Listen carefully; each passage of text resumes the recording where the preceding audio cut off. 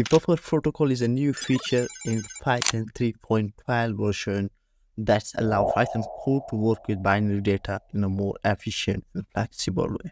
It also provides a way for Python objects to expose their internal binary data to other objects without having to copy or convert the data.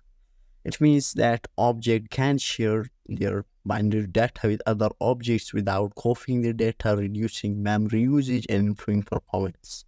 That's the basic usage of this buffer protocol. Now I will show you an example here.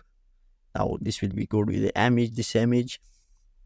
And here you can see the first thing in this example is that we have created a numpy array here. This is a numpy array we have created here. We have imported the numpy array here, and here in the third line we have created a numpy array and store it in a variable error.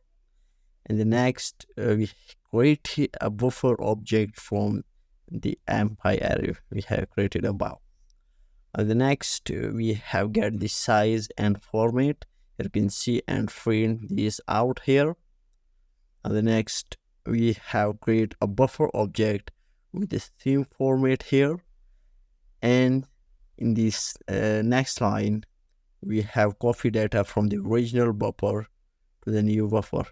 Here you can see we have copied the data from the original to the new.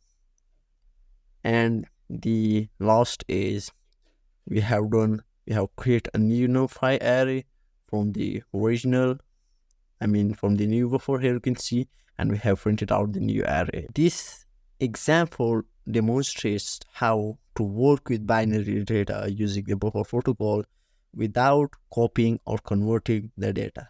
That's the basic usage. The buffer protocol. This is the new Python feature 3.11, introducing 3.12, and the basic. This the basic purpose. This is without having to copy, convert the data. I hope you will have enjoyed the video, and if you like the video, press the like button and also press the subscribe button to get more videos like this. Thanks for watching the video.